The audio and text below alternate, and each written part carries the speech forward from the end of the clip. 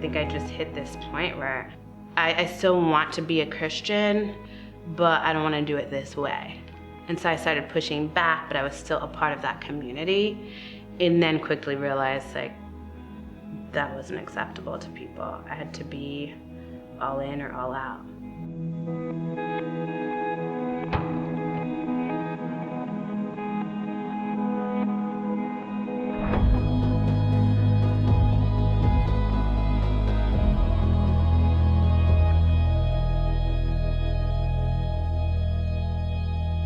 I was 7 when my parents started going to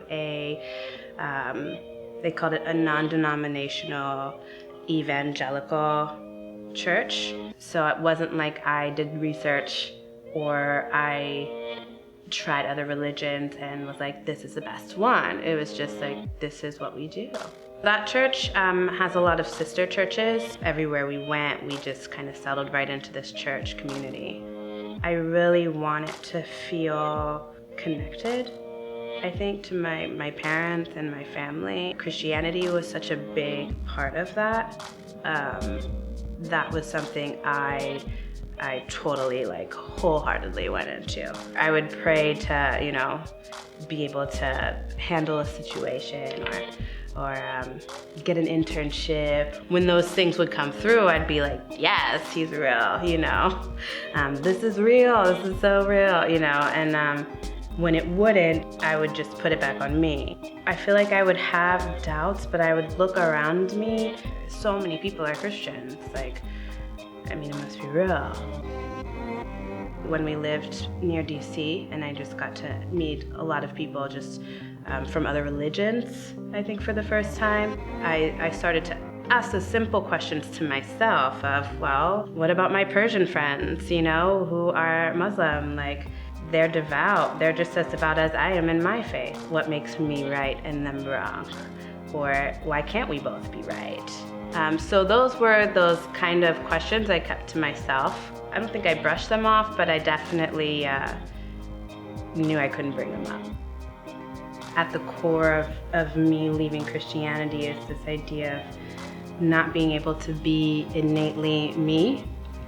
And I think I grew up not in the Black culture at all. I was adopted in a white family. I grew up in a whole bunch of white suburbs. I was often, one of very few Black people in my schools, even with a very diverse group of people in our church. We never, ever, ever talked about race, which is so important in people's identity and how they see the world, how they interpret Christianity as a whole. If I did mention something, it was almost like taboo, no, don't bring that up, or I didn't mean that like that, or why would you say that? We're all Christians, we're all the same. And for me, I was like, no, we aren't all the same because we're treated differently. I would get seriously talked to about my facial expressions and, making sure I wasn't too intimidating or, that my face could come off as unapproachable, that I didn't smile enough. And again, that goes to race and gender, that I'm supposed to be this, that I'm smiling for you, no.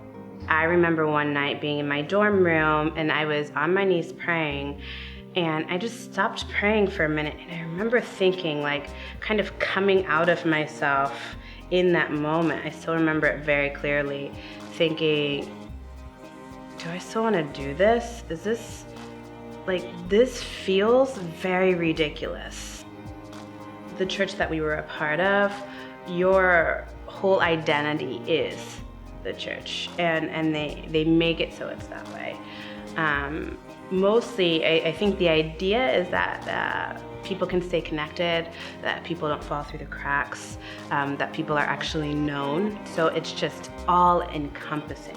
Every aspect of your life, you're advised, no, you should talk to, these leaders above you, and they'll tell you what you should do with your life. My husband and I were both in leadership, so now I'm advising people on what they should do with their lives. having friends who were gay and feeling like it was not my place to tell them how to live their lives. And that felt that made perfect sense to me. Like, it is not my place to tell you who you should love or how you should love. That's none of my business. And that felt very clear to me, and I lived that way. I just didn't tell my Christian friends that was my standpoint. I would say, yeah, it's tough, it's complicated, I think it's gray area, it's not quite black and white, even with the scriptures, it's hard. I feel for those people. That would be my response, but in my heart, I was like, obviously it's fine. Like, it's clearly fine. Like, it's 100% not hurting a single soul. Having that kind of epiphany or realization made me feel like, well, what gives me the right to tell anyone what they should do with their life, who they should be with, how they should love, how they conduct themselves? Like, these are grown people. Like, I should not be dictating how they live their lives. They should not have to answer to me. Who am I? Like, who am I? I'm nobody. And then I just started looking at my leaders like, who are you? Like, who are you? Like, what gives us this, what pedigree do we have to be able to say, like, do as I say? I think part of it was age. I think part of it was naturally maturing. I was, probably 27, 28 at the time that I started really just like, nah. I think I finally hit a point when I got pregnant, actually. I started thinking more ahead and looking at what my future might look like now as a mom and as this family unit, and kind of picking up the torch. I thought about picking up this torch of passing these teachings onto my children. And I just felt this intense preservation for this child inside of me, for their freedom, for their ability to be able to think and feel and, be whoever they wanted. And I realized in that moment that was more important to me than passing on this torch of teachings, of beliefs. And that, in fact, I did not want to pass any of these on.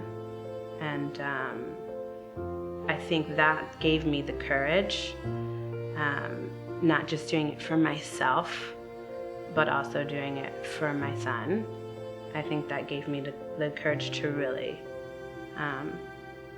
pull away, to be able to self-assess